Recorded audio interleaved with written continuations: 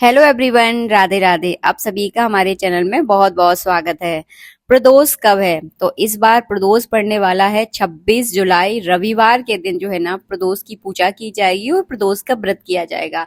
ये आषाढ़ मास के शुक्ल पक्ष का प्रदोष है और रविवार के दिन जब प्रदोष पड़ता है या बुधवार के दिन जब प्रदोष पड़ता है, सोम प्रदोष पड़ता है, तो ये प्रदोष जो है ना बहुत ज्यादा विशेष होते हैं।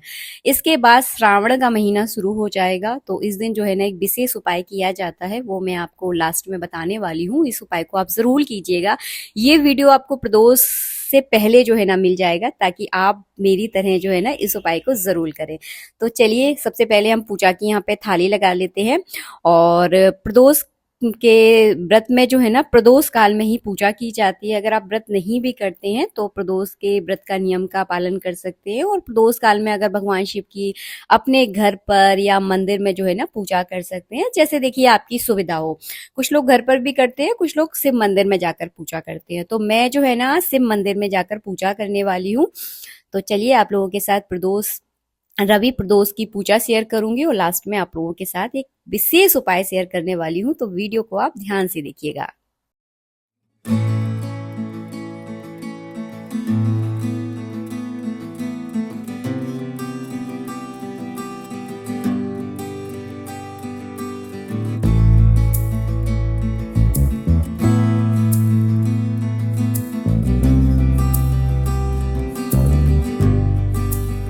शंकराय च महेश्वराय च नमः।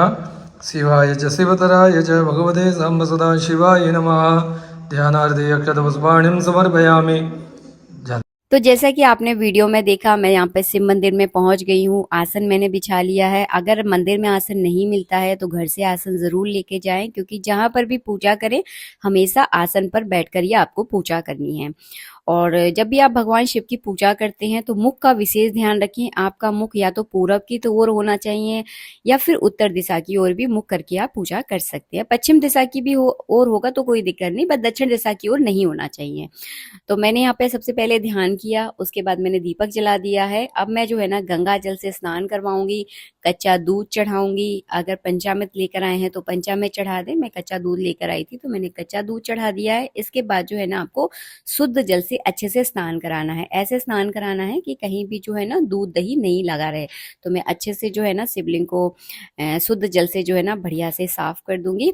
इसके बाद जो है ना आपको अंग पोषण करना है। तो अंग पोषण के लिए एक अच्छी सी टॉवल, सॉफ्ट सी टॉवल जो है ना आपको लेकर जानी है। और ऐसी टॉवल नहीं लेके जानी जैसे आप यूज करते हो, मतलब भगवान के कपड़े जो है ना अलग से होते हैं। इसके बाद जो है ना आपको इत्र लगाना है, तो अच्छे हल्के हल्के हाथों से हम इत्र लगा देंगे।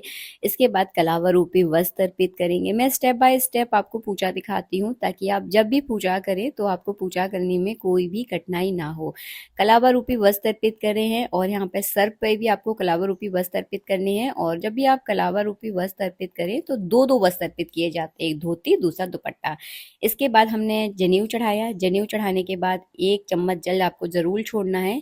ये पूजा का नियम होता है। इसके बाद जो है ना अच्छे से आपको चंदन लगाना है। चंदन लगाने के बाद जो है ना चावल चढ़ा दें। सर पर भी आपको चंदन लगाना है। और हाँ, जलेरी के ऊपर जो है ना आपको कुमकुम का तिलक करना है। इसके बाद हम यहाँ पर फूल चढ़ा देंगे। माला लेकर आए हैं तो माला पहना दे। अब जो है ना बेलपत्र चढ़ाए जाते हैं। तो इसके बाद जो है ना हम यहाँ पर बेलपत्र चढ़ाएंगे। समी पत्र चढ़ा दिया है मैंने। बेलपत्र पर जो है ना हमेशा चंदन चावल लगाकर आपको चढ़ाने हैं। तो कोमल कोमल बेलपत्र जो है ना पंडित जी लेकर आए हैं। ये शिव मंदिर है, बहुत ही पुराना शिव मंदिर है। तो यहाँ पे बहुत सारे पेड़ लगे हुए हैं, तो यहीं से हम लोगों ने जो है ना बेलपत्र तोड़ लिए हैं। लेकिन याद रखिएगा, कभी भी प्रदोष के दिन जो है ना बेलपत्र नहीं तोड़े जाते, सोमवार के दिन बेलपत्र नहीं तोड़े जाते हैं। तो एक दिन पहले आपको तोड़ के रखने हैं। ऐसा नहीं है कि मैंने आज तोड़े हैं तो आप भी कल तोड़ के रख लो, ऐसा नहीं करना है। तो आज जो है ना प्रदोष नहीं है जिस दिन मैं ये वीडियो बना रही हूँ। उसके बाद जो है ना मैंने यहाँ पे भोग लगा दिया है। भोग हमेशा कटोरी या घर से दोना लेकर जाएं, तो दोने में भोग लगाना सही रहता है, क्योंकि कटोरी फिर वहीं छोड़नी पड़ेगी ना अगर मंदिर में पूजा कर रहे हो। इसके बाद मैंने चम्मच से जल अर्घ दिया है, क्योंकि जब भोग लगाते हैं तो जल पिलाना बहुत ज्यादा जरूरी है।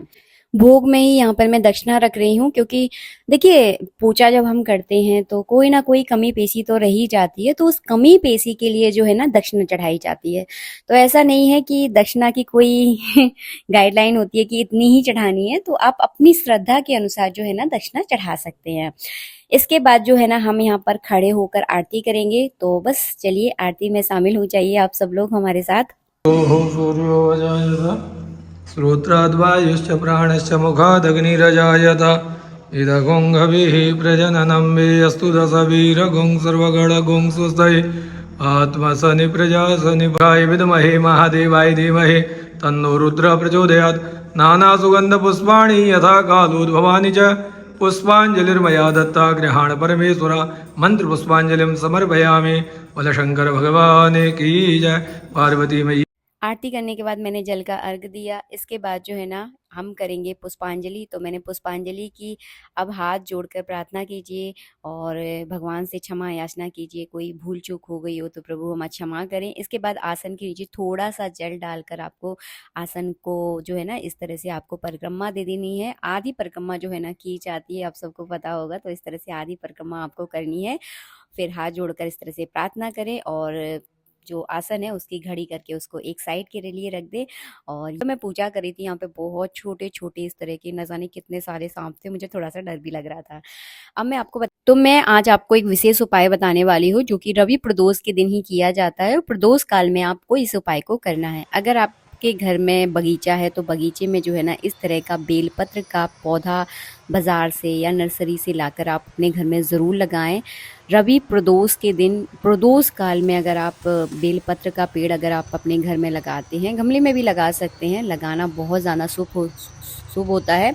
और दूसरी बात, अगर आपके घर में कोई वास्तु दोष है, सुख समृद्धि की कमी है, तो उस कमी को ये पूरा करता है। आपके घर में बहुत ज़्यादा सुख समृद्धि आती है प्रदोष काल में रवि प्रदोष के दिन बेलपत्र का पौधा लगाने से। तो इस उपाय को इस दिन ज़रूर कीजिएगा। बहुत ही विशेष कारगर उपाय है।